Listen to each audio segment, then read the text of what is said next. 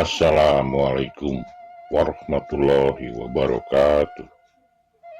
Sampurasun, Mugia Rahayu, Sagung Dumadi. Nyutruk walungan, mapai laratan, kebomulih, makandangan, mundut piuruk sepuh, sejanjung sidiri, bangsa, ngarangkap sajarah, tumada muka lawang paminding, siloka, sejatumut umawula, dina, tekad, ucap, jing lampah, nu, nyamuni, dina asma rahadian, nalika nancemkeun ajegna tihang pameres, dina anteg. Mungkin itulah kalimat yang cocok untuk satu tempat ini, di mana medan yang teramat sangat sulit kami lewati, di mana seumur hidup saya baru medan inilah medan terberat yang harus saya lewati, dengan turunan yang teramat sangat curam, berkelok-kelok, tidak ada rumah kanan kiri, dan batu hampir sebesar-besar kepala. Perjalanan saat ini membawa kami ke Gua Anteg, Tasikmalaya. Ada ketertarikan menyusuri dan membuka sejarah awal yang berkaitan erat dengan perjalanan sejarah pembentukan pemerintahan Tasikmalaya di wilayah Kabupaten Sukapura dulu, sekarang wilayah Kecamatan Salopa. Ada petilasan kerajaan Surakerta yang bisa dilihat di kampung Sukapura atau Anteg Hilir pada saat ini, Desa Melati Suka, Kecamatan Gunung Tanjung. Dulu petilasan sejarah Gua Anteg ini masuk wilayah Desa Bengkok, Kecamatan Salopa. Sekitar tahun 90-an terjadi pemekaran wilayah. Namun sebelumnya, sekitar tahun 85-an, Desa Bengkok berganti nama menjadi Karyawangi. Pada abad ke-15 sampai 17, pra masa pemerintahan Kebupatian Sukapura terbentuk, berawal dari lahirnya sebuah kerajaan kecil bernama Surakerta. Soka berarti tiang, kerta, pameres atau penyempurna.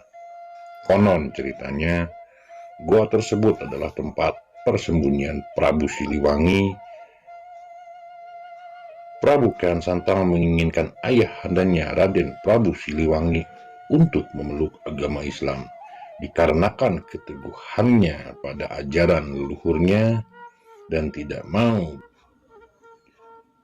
berselisih dengan anaknya. Prabu Siliwangi akhirnya meninggalkan istana dan bersembunyi di Gua Anteg.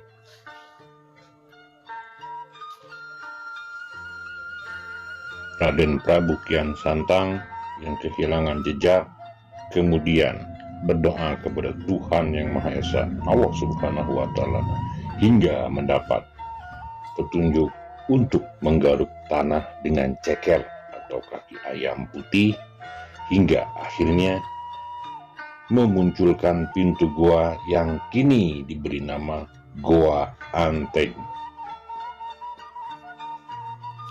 Tak berapa jauh dari lokasi Goa Anteng, di kaki Gunung Malabar dan Gunung Manik, ada peninggalan sejarah lain yang berupa batu besar di tengah hutan larangan. Insya Allah kita akan ke sana di perjalanan berikutnya. Sebenarnya ada beberapa versi tentang Goa Anteng ini. Goa Anteng merupakan salah satu tempat wisata pada saat ini yang berada di Kabupaten Tasikmalaya, Jawa Barat. Gua ini merupakan situs peninggalan Prabu Surakerta. Sri Gedong Anteng. Selain berfungsi sebagai objek wisata budaya, juga sebagai objek wisata petualangan atau penelusuran gua. Banyak dikunjungi oleh para pecinta alam maupun para pengunjung dengan minat khusus, yaitu untuk berziarah.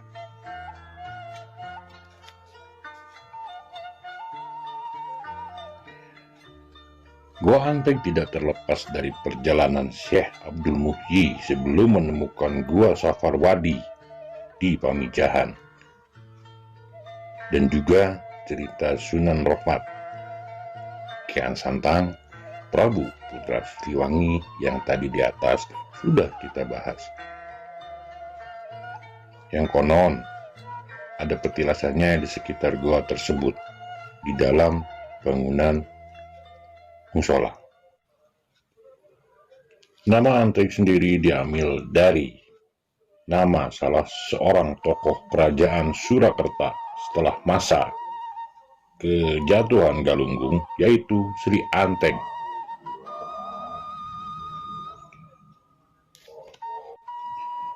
Goa ini oleh masyarakat sekitar diyakini merupakan salah satu tempat yang berkaitan dengan aktivitas ritual Sri Gading Anteng. Goa ini memiliki panjang 342 meter, cukup komplit. Jika dilihat dari keragaman ornamennya, ada stalagmit, stalaktit, gordin, dan lain-lain. Hanya pada beberapa lorong terdapat bekas reruntuhan stalagmit atau yang disebut cave breakdown, yang mengindikasikan adanya tingkat kerentanan kepada para pengunjung yang benar-benar harus diwaspadai.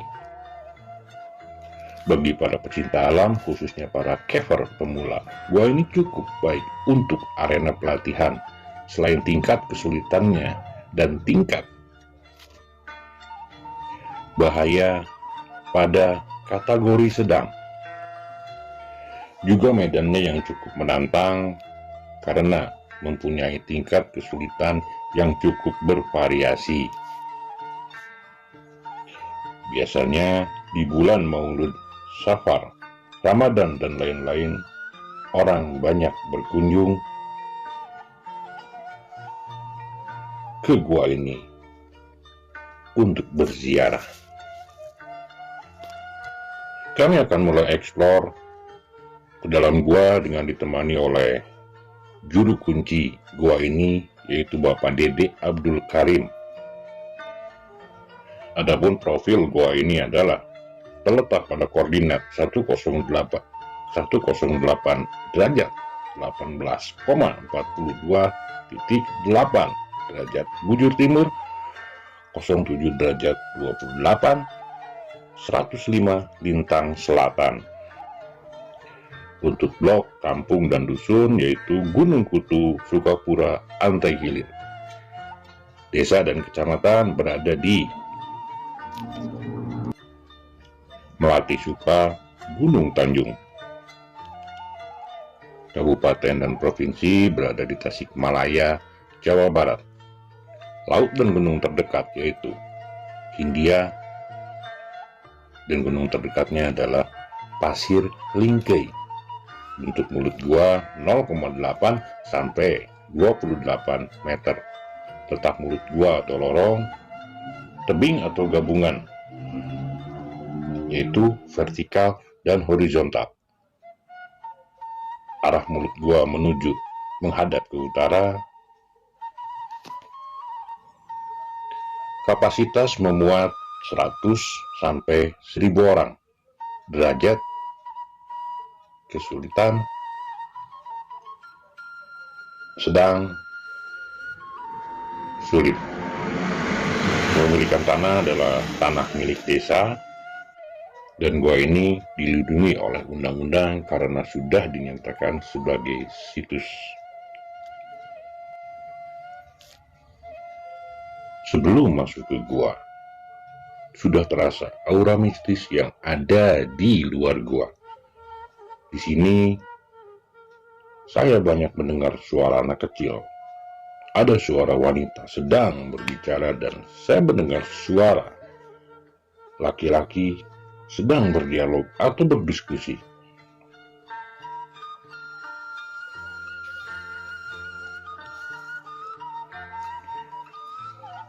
Sebelum kami masuk, saya coba membaca rekaman alam yang ada di mulut gua ini.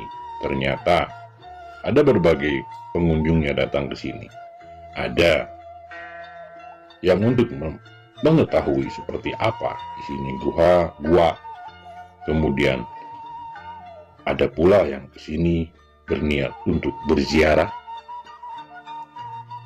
Ada pula sebagian masyarakat, pengunjung yang datang ke sini untuk hal tertentu, yaitu dengan niatan sisi lain hal yang untuk secara instan mereka inginkan, pesugihan. Kita akan coba eksplor ke dalam, seperti apakah di dalam, ada apakah di dalam. Nanti kita akan coba di sana untuk menyatu dengan alam, untuk lebih mengenal Sang Pencipta kita, betapa hebatnya ciptaan yang Maha Kuasa yang telah menciptakan kita. Kita akan coba bertasyakur di dalam. Sebelum masuk, kami diberi penjelasan oleh Bapak Dede tentang apa gua ini, gimana sejarah gua ini. Kemudian ada tata cara khusus di mana sebelum masuk beliau melakukan azan dulu.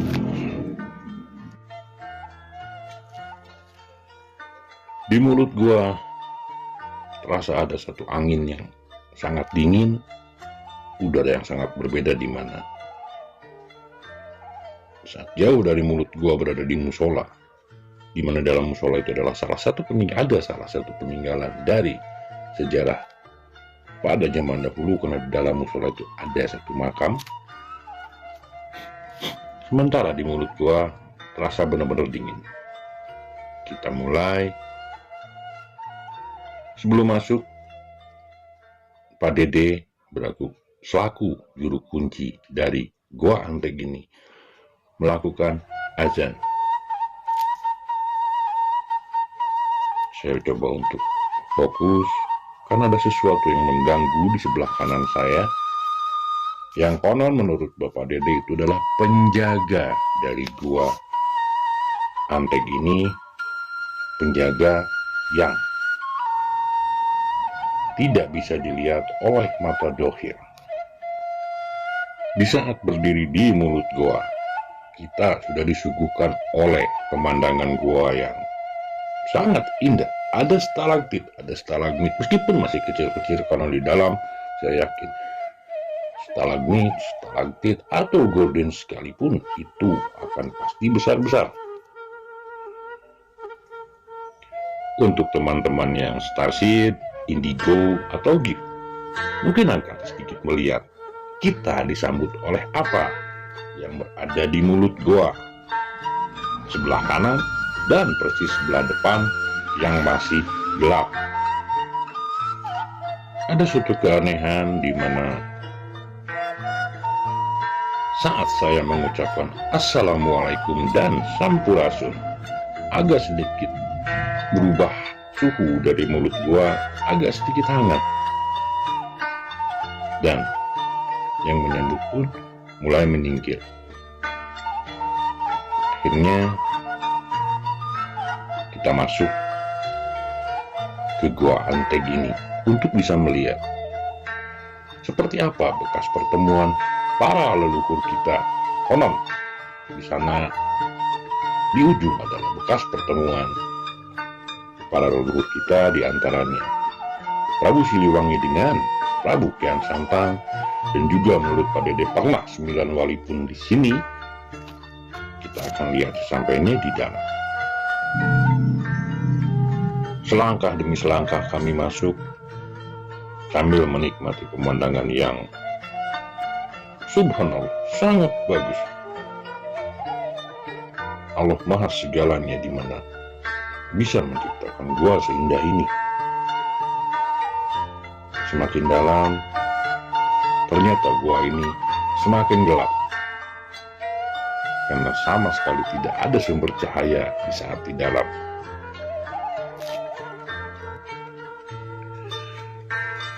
Pak Dede Abdul Karim adalah juru kunci atau kuncen generasi ke-11. Menurut Pak Dede, Gua Anteg berarti keteguhan, atau dalam bahasa Sunda kapancegan, atau dalam bahasa Arab ketauhidan. Menurut beliau, Prabu Kian Santang dulu saat baru pulang dari Mekah kemudian membuka kampung baru dan menyebarkan agama Islam di kampung ini, sehingga lama-kelamaan di kampung ini Islam semakin menyebar, dan akhirnya keseluruhan pada zaman dahulu di kampung ini menganut agama Islam.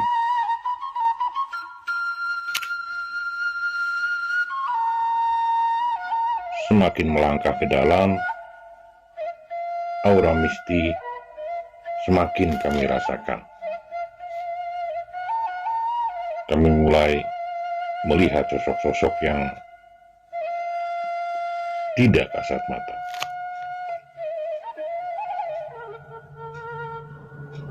Kami juga sempat melihat ada letupan api, dan di sini hanya terekam oleh kamera sisa asapnya.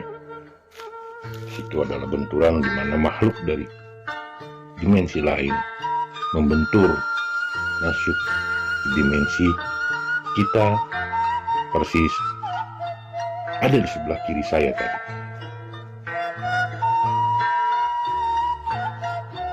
Di sini sudah mulai tidak ada sumber cahaya. Kita hanya bisa melihat sekeliling dari cahaya senter yang kami bawa. Semakin ke dalam, semakin menambah penasaran kita,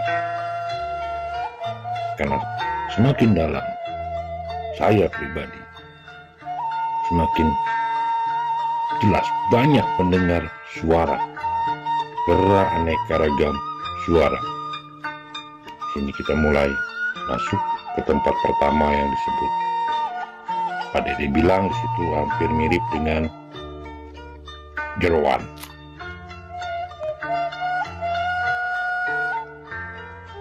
Di sini jalan yang kami lalui masih seiring dengan aliran sungai yang berada persis di sebelah kanan bawah kita.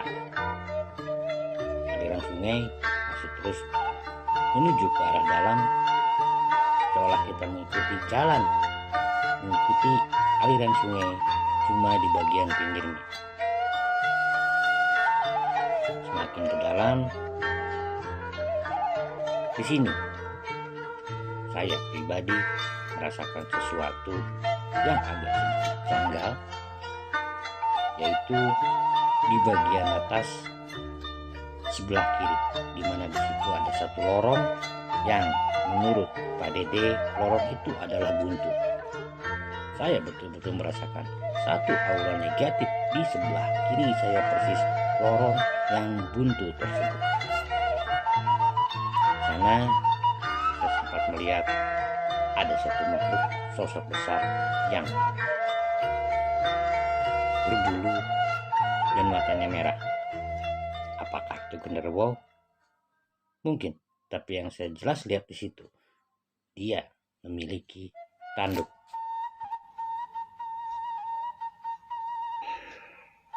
Di sini saya mencoba untuk berinteraksi dengan makhluk tersebut, tapi makhluk tersebut lebih memilih menghindar sepertinya. Dia mundur perlahan.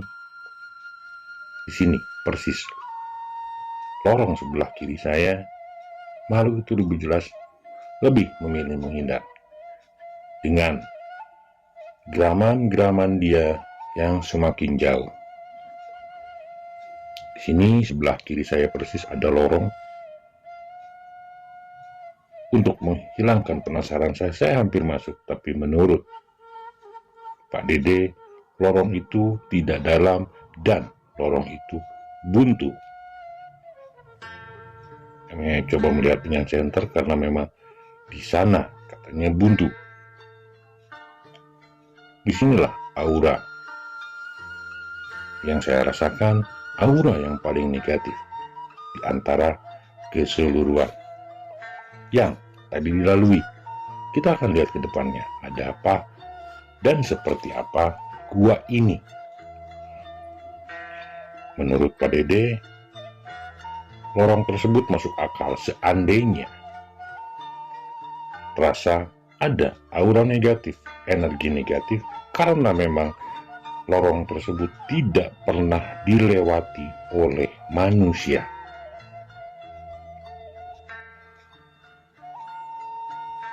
Kami pun mulai melanjutkan perjalanan semakin ke dalam, di mana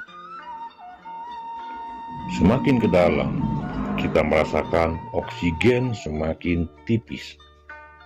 Kedua, aura mistik yang semakin kuat yang kami rasakan. Semakin dalam, jalan pun agak sedikit sulit. Ada bagian-bagian kita yang harus benar-benar melangkah, kemudian turun dengan bantuan kayu, tangga kayu yang dibikin oleh Pak Dede. Pemandangan di sini sungguh menakjubkan, sangat menakjubkan. Tetapi aura mistiknya pun lumayan kami rasakan. Kami benar-benar merasakan banyak dari dimensi lain yang tinggal di gua ini. Karena mungkin dari yang datang ke sini ada yang berniat untuk satu ziarah, kemudian ada yang untuk petualangan para pecinta gua. Dan satu sisi yang mereka pengen instan adalah mereka yang punya niatan untuk pesugihan. Inilah yang mungkin membuat makhluk tadi pun keluar. Di sini pemandangan masih terlihat bagus. Di sini pun kami sudah merasakan satu aura yang agak lumayan dan energi yang lumayan besar. Di sini kami benar-benar merasakan oksigen semakin berkurang. Kita pun melanjutkan perjalanan semakin dalam, di mana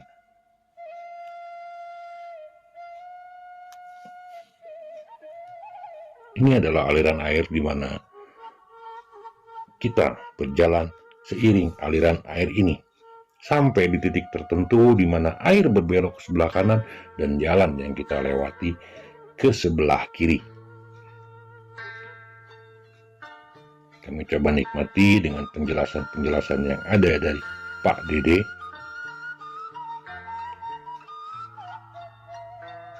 Jalan semakin menurun, jalan semakin turun.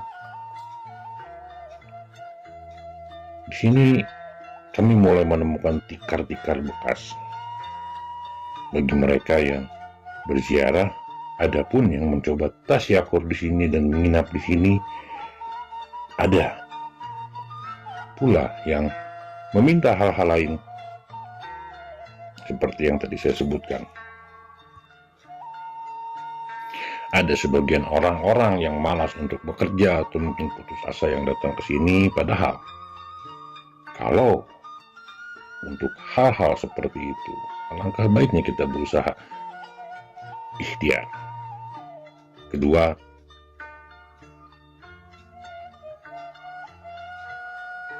berusaha di mana sebelumnya kita meminta hanya padanya, Allah Subhanahu wa Ta'ala. Karena meminta pada mereka seperti yang tadi saya temukan di lorong sebelah kiri adalah hal yang benar-benar bertentangan.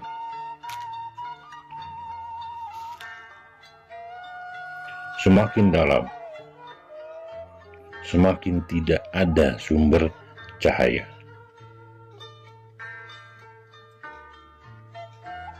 Di sini mulai banyak kelelawar bergelantungan di langit-langit gua. Di sini mulai tercium aroma kotoran kelelawar yang hidup di langit-langit gua dan menambah aura mistik di sekitar lokasi ini. Ini belum seberapanya, karena menurut Pak Dede, di dalam lebih banyak lagi kelelawar yang tinggal. Untuk teman-teman Starseed, Digo, ataupun Gift, mungkin melihat sekilas-kilas ada satu sosok yang mengikuti dari awal masuk sampai di titik ini.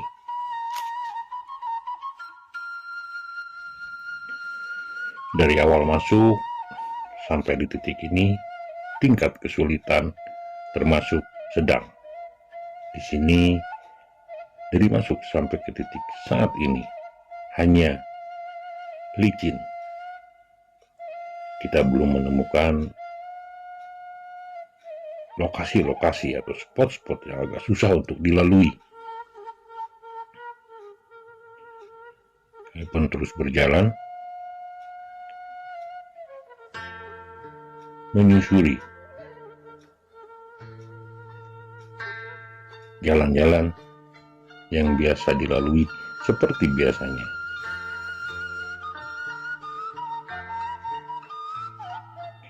Di sini mulai agak sedikit susah karena kita harus membungkuk. Kita tidak bisa berdiri tegak. Tidak ada lagi jalan, hanya jalan ini yang bisa kita lewati. Kita membungkuk di sini dengan kanan kiri yang teramat sangat sempit, dan di ujung lorong sini, setelah kita sedikit setengah merangkak, di sini kita bisa berdiri, tetapi kita berjalan di antara celah lumayan sempit. Kalau mungkin badan saya sedikit lebih besar, tidak akan muat di jalan ini. Di ujung jalan ini, kita harus turun dengan menggunakan titian dari kayu. Karena ini menuki ke bawah, dan setelah sampai di bawah, ternyata di sana adalah sarang kelelawar yang sangat banyak kelelawarnya dengan rongga gua yang cukup besar. perjalanan menuju gua ini, di saat di motor pun udah terasa sulit untuk kami dengan batuan yang terjal, jalan yang sangat menukik, berkelok-kelok, naik. Bukan hal yang mudah sampai kita jatuh bangun di motor pun. Nah, di sini pun untuk bisa masuk di sini ada berbagai macam medan yang harus kami lalui. Ada yang merangkak, ada yang kita berjalan di sela-sela celah.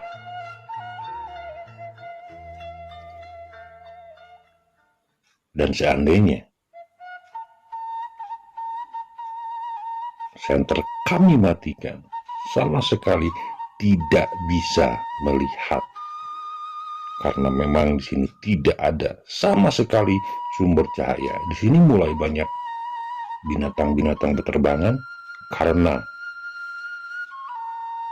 di situ ada titik hitam. Itu adalah salah satu kelelawar, karena di saat kita menuruni titian dari kayu ini, di bawah sana ternyata adalah sarang kelelawar yang teramat sangat banyak.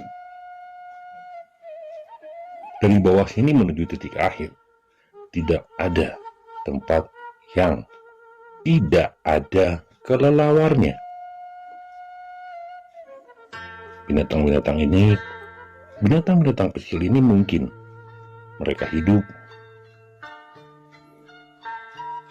dengan makanan kotoran-kotoran dari kelelawar. Agak sedikit susah turunan di sini.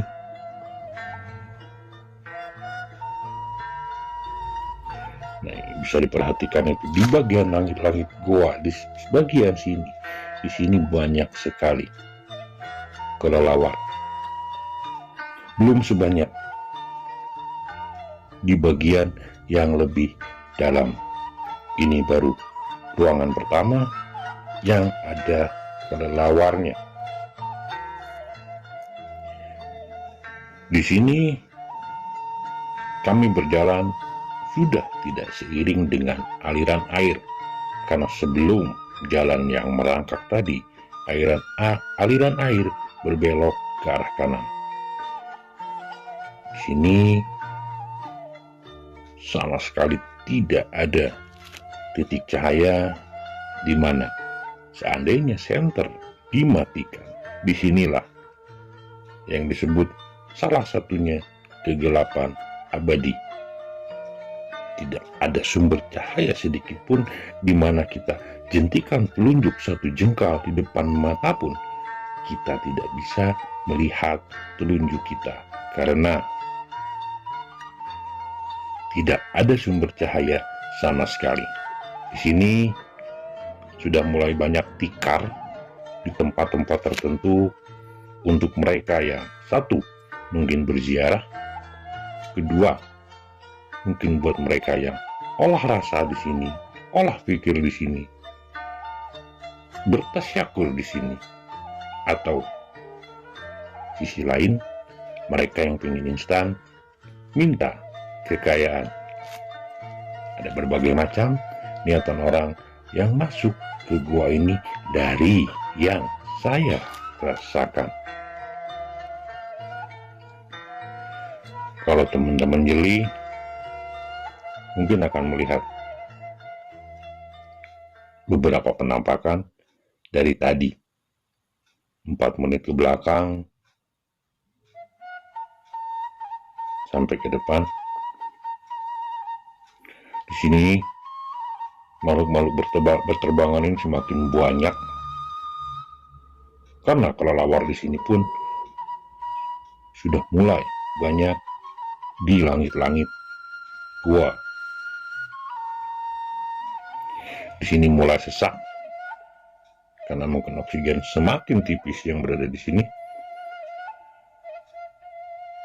dan medan yang dilalui pun agak lumayan. Nah, bisa diperhatikan di sini, ini adalah salah satu kelelawar yang tinggal di atap gua. Ada jutaan kelelawar di sini. Kami masih berjalan menyusuri Karena konon menurut Pak Dede, di ujunglah Prabu Kian Santang dengan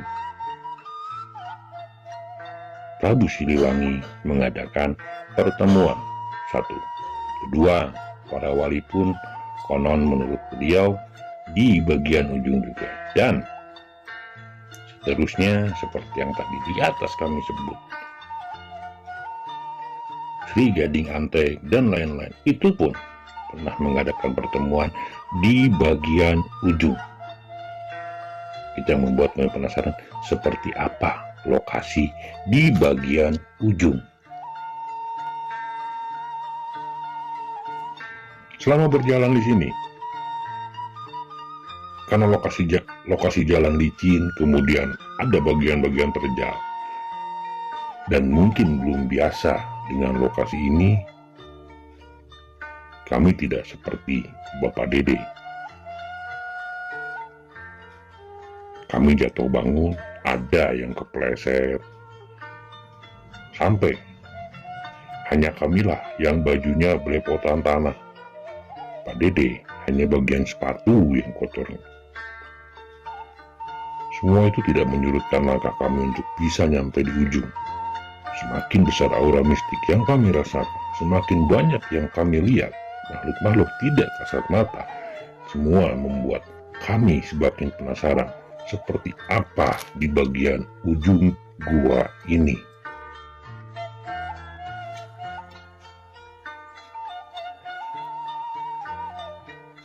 Sisi lain, sepanjang jalan ada suara-suara di telinga kanan atau kiri yang menawarkan, di sini ada pusaka ini, di sana ada pusaka itu, dan di sini pun ada ini, itu. Cobalah untuk bisa. Itu tidak kami hiraukan, karena kami fokus untuk bisa nyampe di bagian ujung gua. Inilah jalan yang harus kami lewati.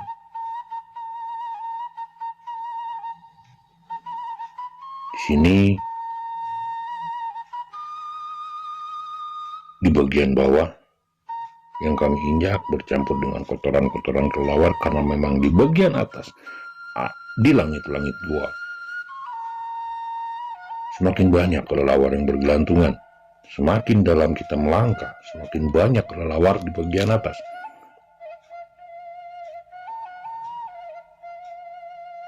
Dengan penuh takjub, kita menikmati pemandangan stalagtit, stalagmit. Subhanallah.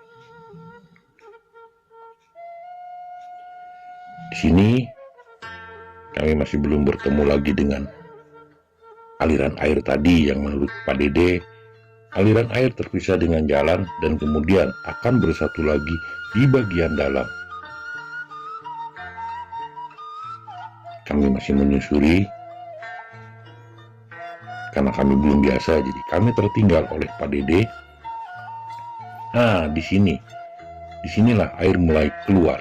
Jadi kita berjalan mulai seiring lagi dengan aliran air yang tadi di saat masuk ada di sebelah kanan. Saat ini pun aliran air sama ada di sebelah kanan. Jadi kita kembali berjalan menyusuri aliran air. Jadi masuk akal kalau misalnya dahulu kala di sini pernah ada yang tinggal, yang konon menurut sejarah seperti yang tadi saya sebutkan, karena memang untuk air mungkin di sini tidak pernah surut.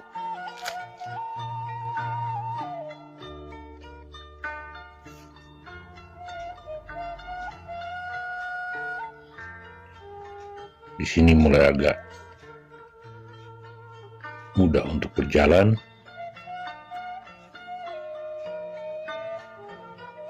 Kita masih berjalan mengikuti jalan setapak, di mana sebelah kiri adalah dinding dan sebelah kanan adalah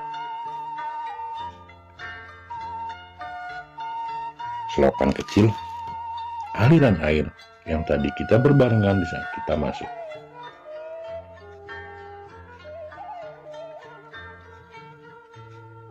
sampai di sini, senter kami sering tiba-tiba mati hidup, mati hidup. Nah, di sini kita mulai lancar lagi.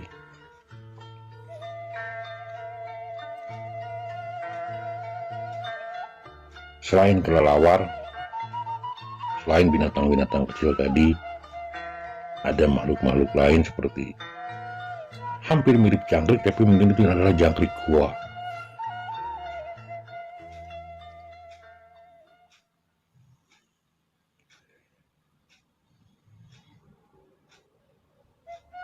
Di lokasi ini udah mulai banyak orang yang menurut Pak Dede biasa menginap di sini. Ada yang tawasul. Bisa dilihat indah sekali di dalam sini. Semoga pemerintah Tasikmalaya bisa memperbaiki jalan untuk bisa menuju ke gua ini. Semoga di depan bisa menjadi salah satu tempat rekreasi unggulan, wisata unggulan untuk Tasikmalaya. Karena pemandangan di sini sangat indah.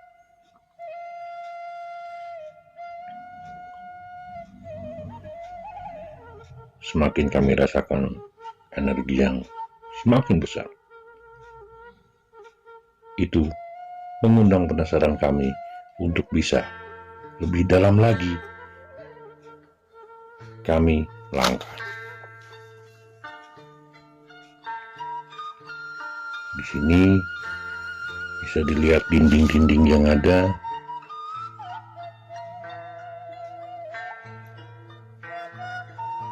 Subhanallah, Maha Besar Allah.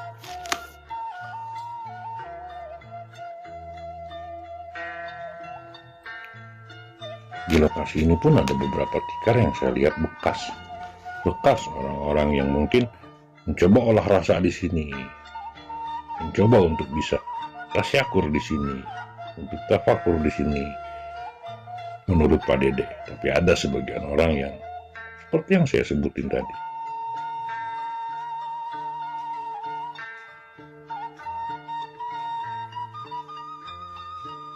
Sangat indah sekali pemandangan di sini.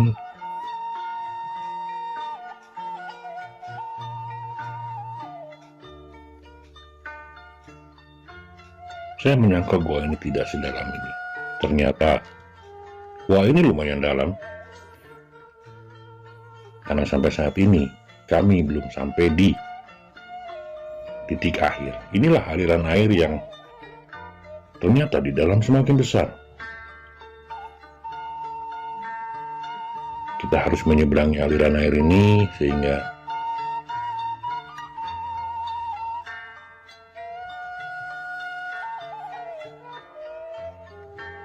kita beralih ke sebelah kanan, ke sebelah kiri, sebelah kanan. Jadi kita tidak selalu selamanya searah air. Nah, inilah makhluk yang tadi saya sebutin, di mana inilah mungkin jangkrik gua ya, besar-besar.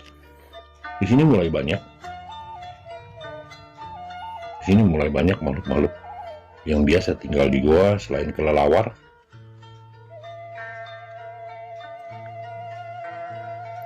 Nah, ini dimana saya coba tangkap satu, dibawa keluar.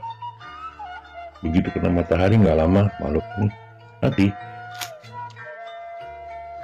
Saya mengira ini adalah jangkrik, mungkin jangkrik, tapi jangkrik gua, dimana mereka hidup di kegelapan.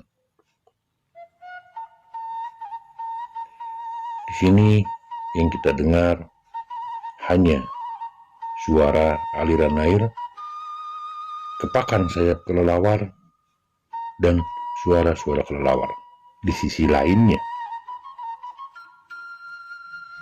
dari kanan kiri, saya mendengar suara-suara tawaran A, B, C, D. Apakah mereka walau-walau bisawab, mungkin teman-teman Starseed juga bisa mendengar, bisa melihat. Ada yang melarang, ada sebagian makhluk yang mencoba merayu. Itulah kehidupan. Ada positif, ada negatif, ada siang, ada malam, Ada sisi baik dan ada sisi buruk. Semakin ke dalam, lelah yang kami rasakan semua hilang di saat kami cuci muka di aliran air ini. Teramat sangat sejuk dan teramat sangat bening air yang ada di sini.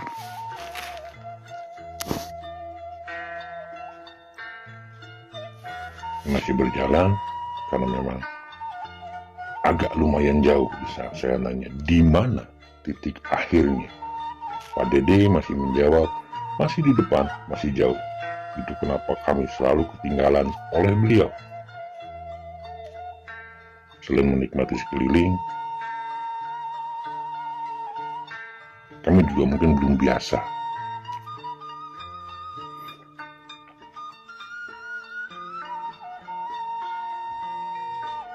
Melewati jalan seperti ini. Kami terus berjalan.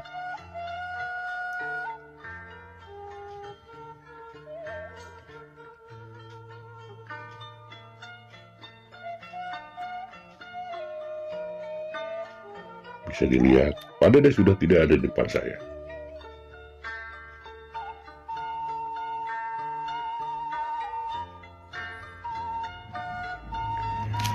Akhirnya kita sampai di Batu Korsi.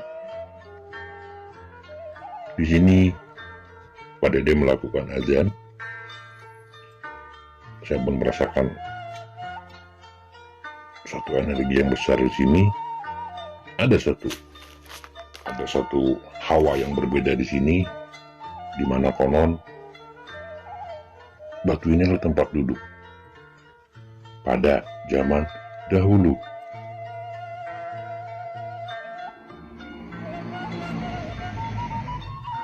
Kami semakin penasaran. Ini yang disebut Batu Kursi. Di sini Pak Dede mengasih contoh. Disinilah dulu batu ini dipakai untuk berdoa. Saya akan coba nanti di saat pulang, akan coba merasakan seperti apa duduk di batu itu, karena energinya saya rasain ada satu energi yang berbeda. Saya akan coba nanti bertasyakur di situ dengan alam. Saya coba dengan membuka sepatu. Selesai memberi contoh, kami pun melanjutkan perjalanan ke bagian akhir gua.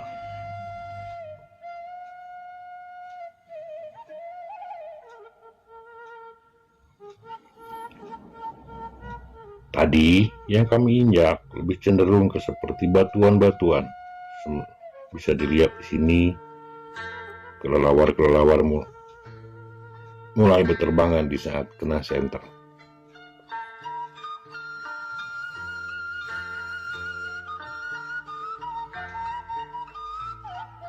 Kedepan mungkin kita akan mencoba untuk menginap di sini. Apa yang akan datang? Apakah energi positif atau energi negatif?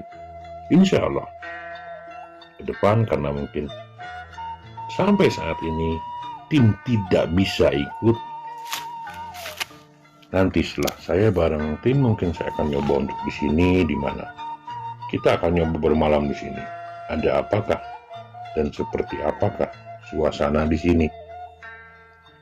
Kita akan coba olah rasa di sini, kita coba olah pikir di sini, kita coba untuk tawasul di sini, dan kita coba untuk tasyakur di sini.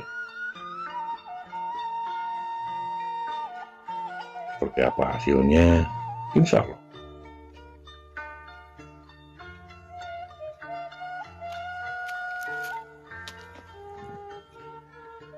Kita semakin menuju ke dalam.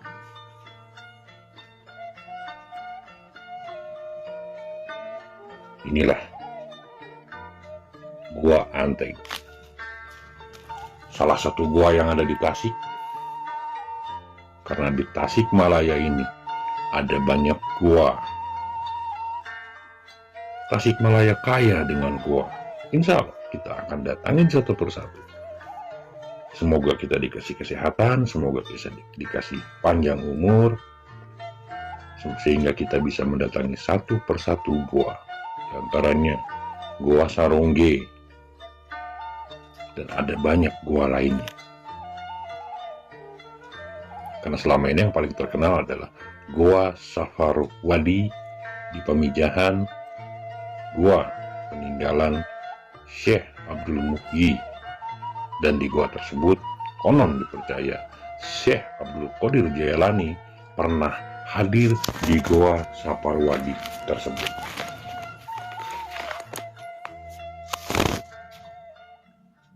Wallahu a'lam bishawab. Kita menuju semakin ke dalam.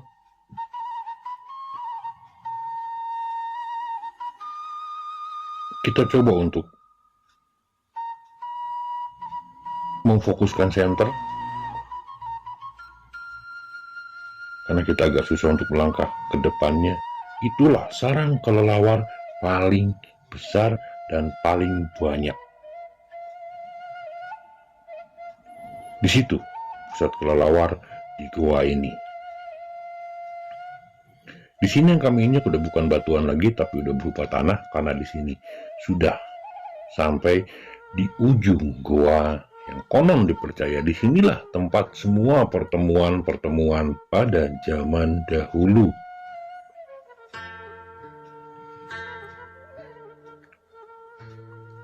Nanti di sana akan dilihat ada banyak tikar, di mana orang yang menginap di sini dengan berbagai tujuan, entah itu mungkin ziarah, atau mungkin itu untuk bertasyakur, atau mungkin untuk hal-hal lainnya pun, di titik inilah titik paling akhir.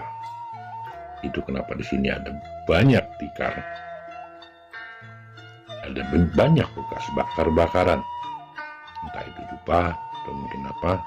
Nah, disinilah tikar banyak, karena disinilah menurut Pak Dede titik akhir di mana orang untuk bertawasul, orang bertasyakur, atau bahkan orang yang meminta hal-hal lain pun di sini, tergantung keperluannya.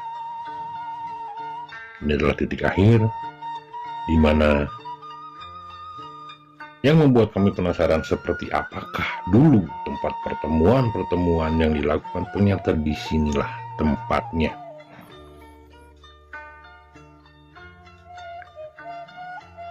Pak Dede beristirahat di sini, sementara saya pribadi untuk menghilangkan penasaran, saya masih mencoba berkeliling di sekitar sini, membaca rekaman alam yang ada di sekitar sini, seperti apa masa lalu di sini. Karena mungkin di sini biasa dipakai untuk seperti yang tadi saya sebutkan. Ada berbagai macam energi yang saya rasakan di sini. Ada yang positif dan ada yang negatif. Dan semuanya energi yang paling saya rasakan paling kuat adalah di titik ini. Titik akhir dari Gua Antep.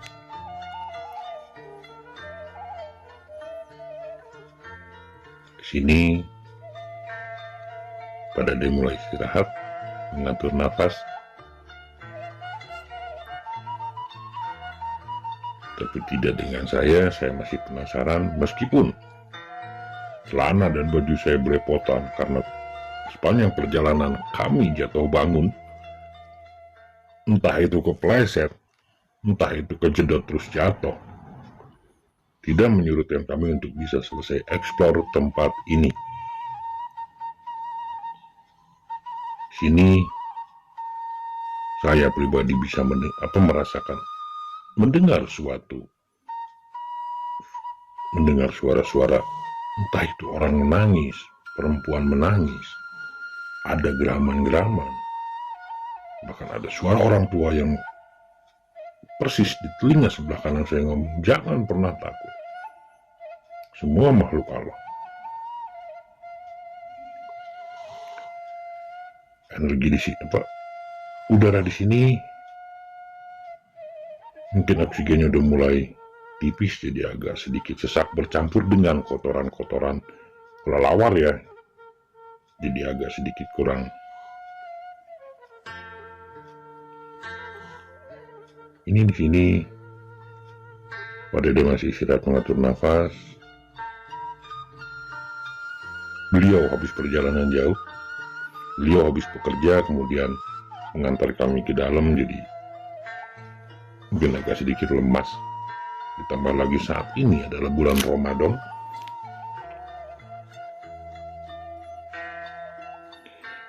Di sini saya keliling sendiri, di mana yang kami injak di sini udah bukan lagi batuan tapi tanah dan sangat licin. Batuan-batuan sini yang ada adalah besar-besar.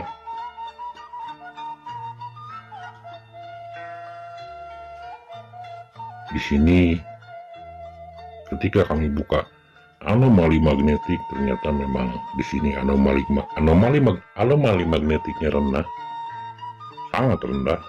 Jadi mungkin zaman dulu disebut tapa berata untuk bisa lebih mendekatkan dengan yang maha kuasa.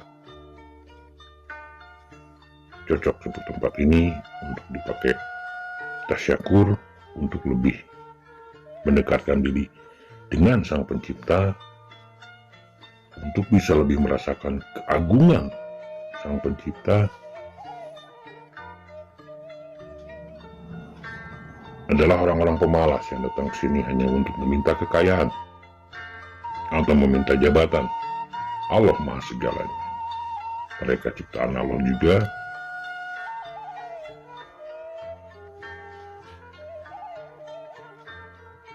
Mereka bukan untuk diminta. Siapa?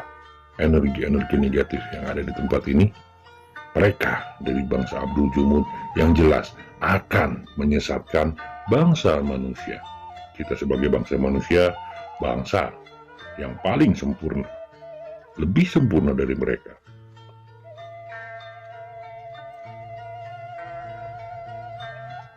Saya coba untuk mendatangi suara-suara yang saya dengar. Bahkan ada suara-suara dari bawah yang saya dengar di situ. Ada lorong ke bagian bawah dan tidak bisa dilewati oleh manusia. Entah itu berapa meter ke bawahnya, di situ saya mendengar satu suara.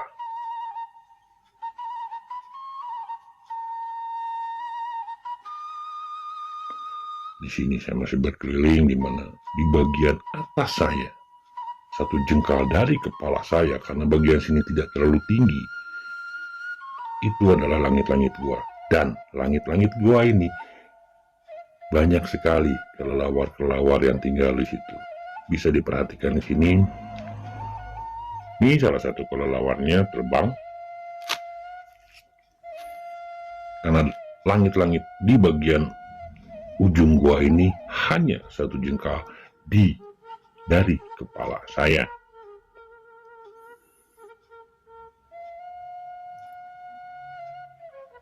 Ini sisa-sisa kelelawar yang masih bergantung, karena saat kami datang kelelawar terlihat panik dan bubar. Nah, di lorong sini saya dengar suara-suara. Apakah itu? Apakah mereka dari negara Agartha yang beribu kota di Shambhala? Walau alam bisawab, mungkin bukan.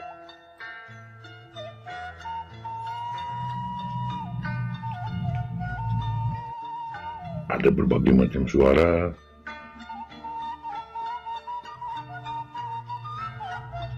Ada berbagai macam energi yang saya rasakan di sini. Saya juga merasakan energi tarik-menarik antara positif dan negatif di sini. Jadi,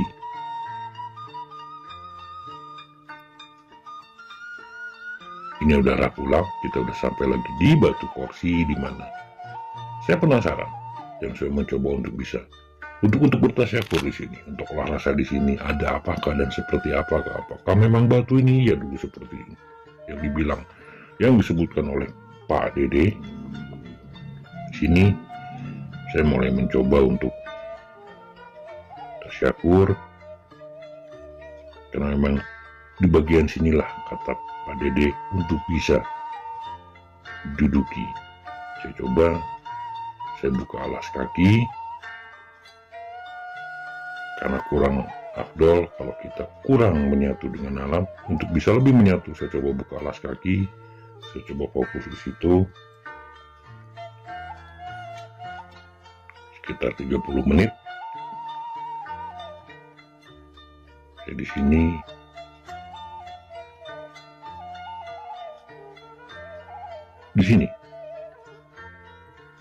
saya mendapatkan ketenangan. Di sini saya mendapatkan satu pelajaran baru. Di sini yang lebih penting untuk saya, bisa lebih merasakan kebesaran Sang Pencipta, Allah Subhanahu wa Ta'ala.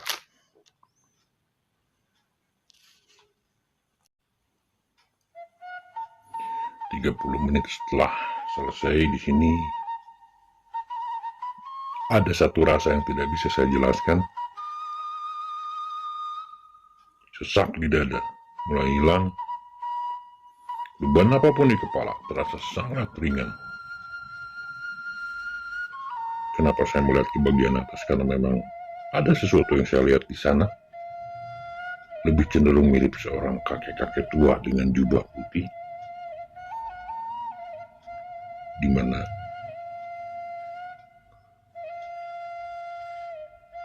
beliau menitip satu pesan yang mungkin tidak bisa saya sebutkan di sini. Dari sini kami melanjutkan untuk perjalanan pulang.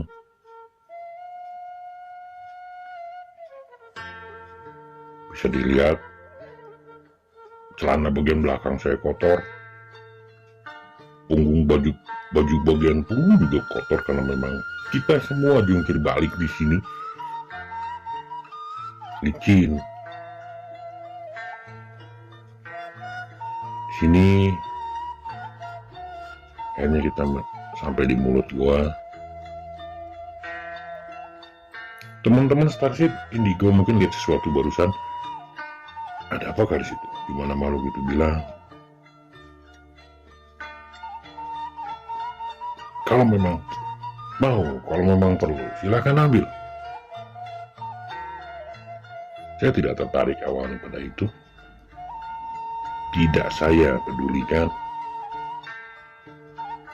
Saya lebih fokus untuk jalan keluar. Dan akhirnya, alhamdulillah, kami sampai di luar dengan selamat. Karena makhluk tadi berisik, akhirnya kita coba untuk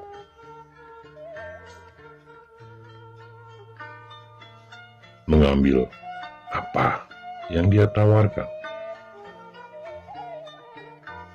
Di sini kami mencoba.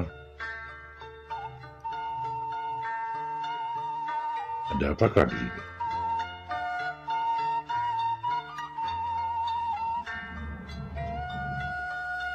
Di sini tidak ada maksud apapun. Di sini saya hanya pengen tahu wujud manifestasi yang ada, yang mereka tawarkan itu apa. Apakah itu keris, apakah itu batu, atau mungkin yang lain-lainnya, hanya untuk meyakinkan diri sendiri, oh ternyata inilah wujud manifestasinya.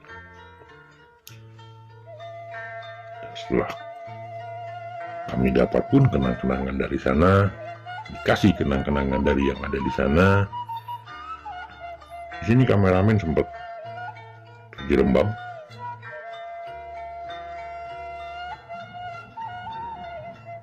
Inilah yang saya dapat di situ.